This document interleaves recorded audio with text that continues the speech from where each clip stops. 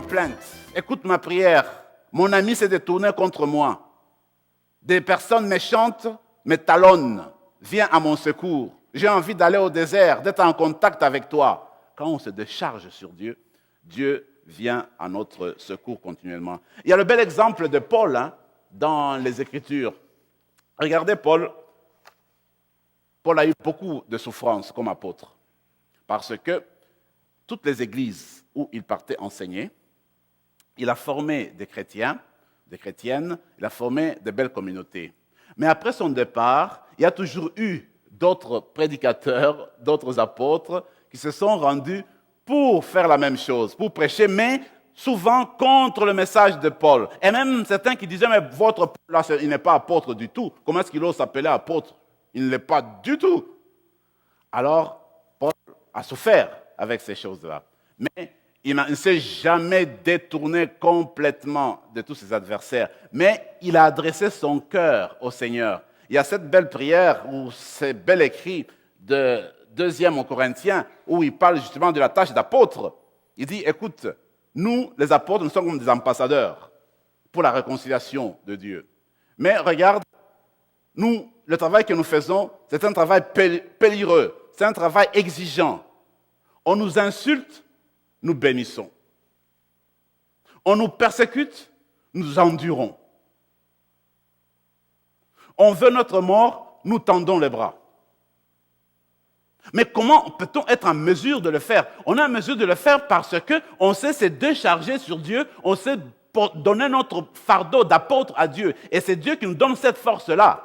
Et plus tard, il va dire, oui, je sais que ceux-là disent que je ne suis pas apôtre, eux pensent que eux sont les seuls apôtres. Eh bien, moi, je dis que je suis aussi apôtre. D'ailleurs, j'ai travaillé plus que 5 fois, j'ai eu les 40 coups des Juifs.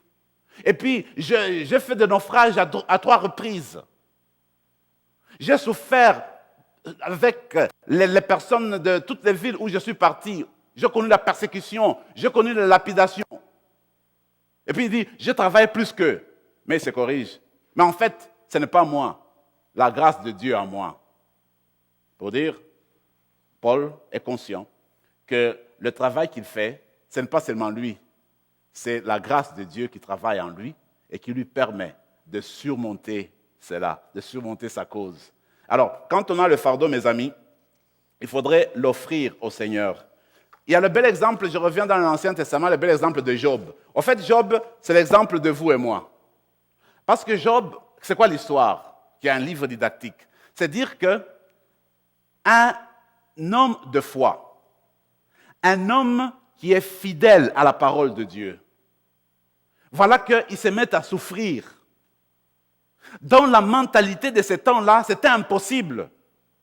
Un homme qui a confiance en Dieu, qui suit sa loi, qui est toujours fidèle à lui, ne peut pas connaître l'outrance, ne peut pas connaître les difficultés, ne peut pas connaître le malheur.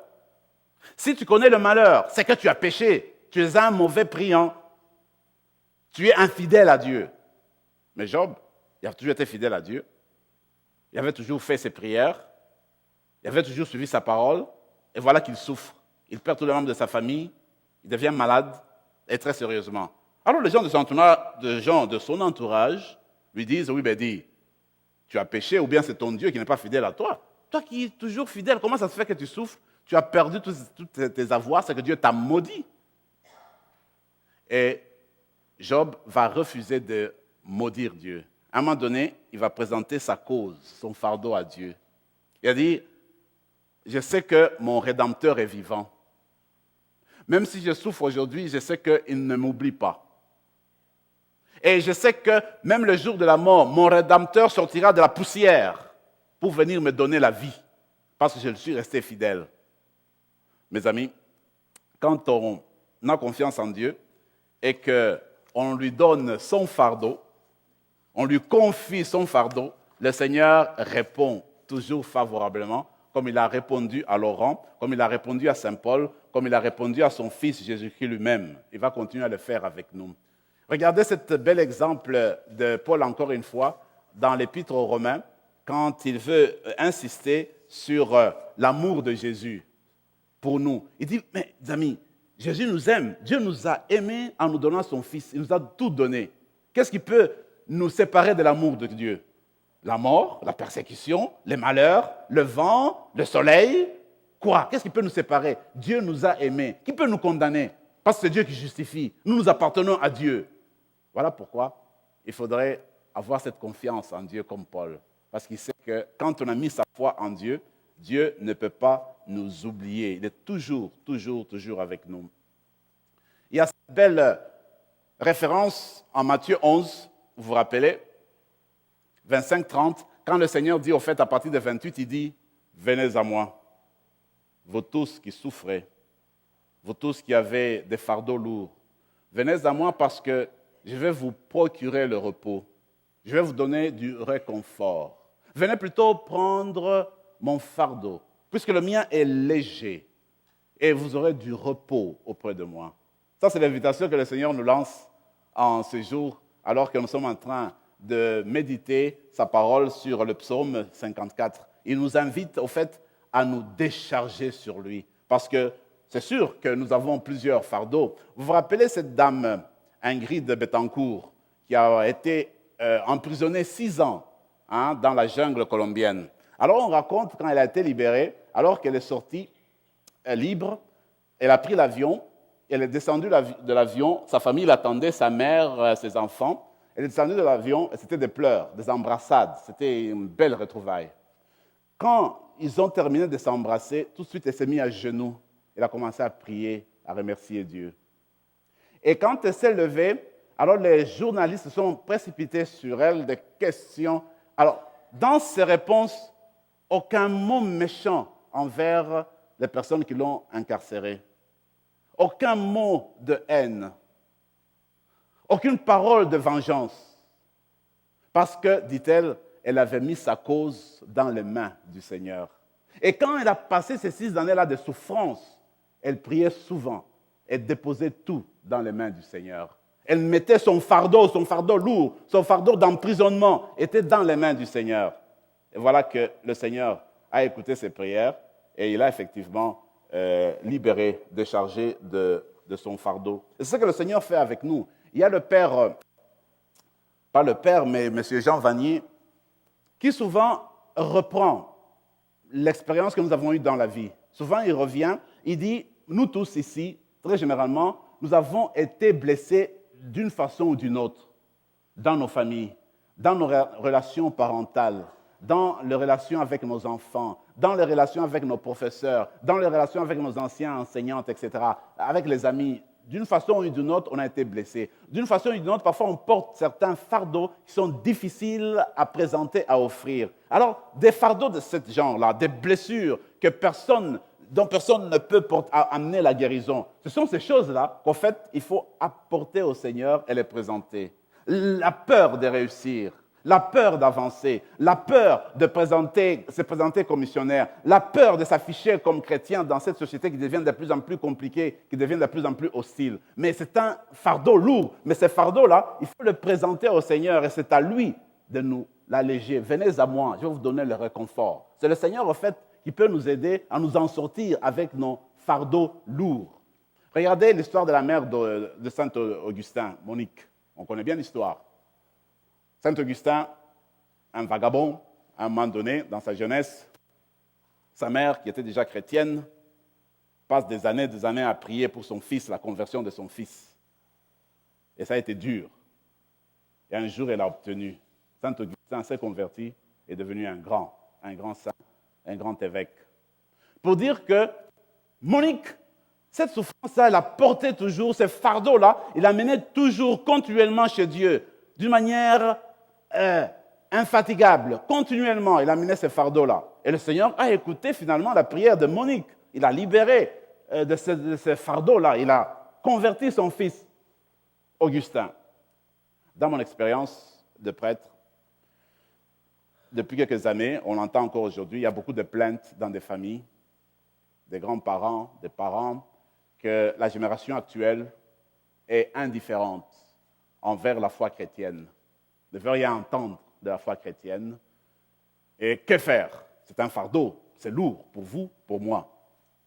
Mais ce qu'il faut savoir, c'est faire comme Monique, ces fardeaux-là, il faut continuellement le déposer à Dieu, à Jésus-Christ. Et savoir que ce fardeau-là, nous ne sommes pas seuls à le porter, on ne peut pas être seul à le porter parce qu'on ne peut pas le faire, on ne peut pas réussir. Il faut continuellement lever les bras et demander à Dieu qu'il écoute nos prières, qu'il voit notre misère, qu'il voit comment nos enfants, nos petits-enfants sont indifférents devant lui et que nous voulons qu'il y ait un changement parce que ça nous pèse, nous les aimons, et nous voulons qu'ils partagent cette vie éternelle avec nous. Nous voulons qu'ils arrivent à la vraie connaissance, à la vérité entière pour connaître Jésus-Christ. En fait, il faut faire comme Monique et avoir cette foi, cette confiance que le Seigneur intervient, que le Seigneur agit, qui va nous libérer de ce fardeau-là. Donc, comme Monique, il faudrait qu'il y ait des prières faites continuellement au nom de nos enfants, au nom de nos petits-enfants. Et le Seigneur a son temps. Est-ce que Monique savait à quel moment Augustin allait connaître la conversion? Du tout. Mais Augustin a connu la conversion. Savons-nous à quel moment il y aura un changement dans nos familles, dans notre vie? Du tout. Mais nous savons une chose, que le Seigneur, au fait, entend nos prières. Alors là, il faudrait essayer de le faire avec foi continuellement. Il y a cette belle histoire aussi de Ignace d'Antioche.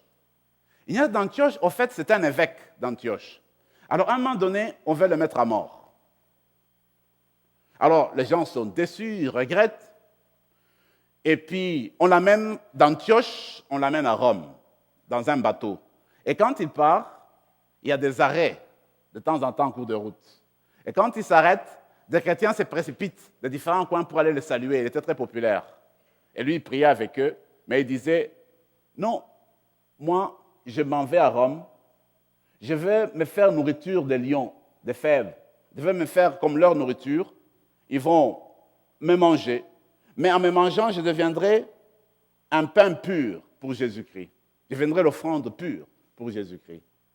Donc, il s'offre pour lui. Alors, en fait, cette souffrance-là de la persécution, il a pu la vaincre, la surmonter, l'accueillir avec joie grâce à l'appui de Jésus-Christ, grâce à l'aide de Jésus-Christ. Donc, quand on a un fardeau et qu'on s'adresse à Jésus-Christ, il le fait.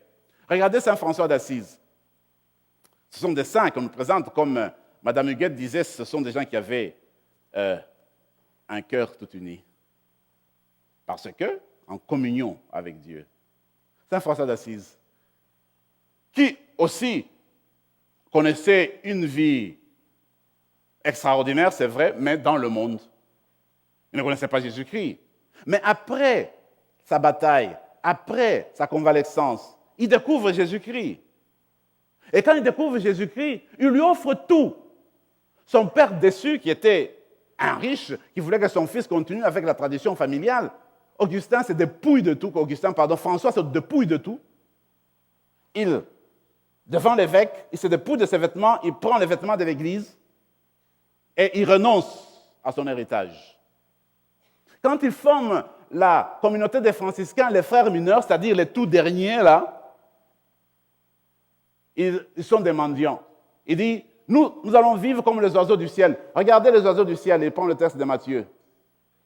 Ils sont là, ils volent, à gauche, à droite. Ils ne sèment ni ne moissonnent. Et pourtant, c'est leur Père, Dieu, qui les nourrit. Regardez les fleurs des champs. Nous avons parlé de Salomon hier. Regardez les fleurs. Elles sont belles. Et même Salomon n'a pas été vêtu comme elles. Qui les revêt? Dieu. C'est Dieu qui s'occupe. Alors François a compris que, en fait, c'est Dieu qui s'occupe de lui. Lui n'a qu'à déposer son fardeau dans les mains de Dieu et Dieu s'occupera de tout. Et encore aujourd'hui, on a des franciscains parsemés par le monde entier. On le sait très bien. Et c'est encore grâce à cela. Je vous ai parlé du Padre Pio. Eh bien, quand nous disons ces choses-là, c'est pourquoi? Pour dire que ce sont des personnes comme nous qui ont connu des moments difficiles dans leur vie et qui ont pris ces moments difficiles-là pour l'offrir au Seigneur. Et parce qu'ils ont fait cette offrande-là, cette action-là,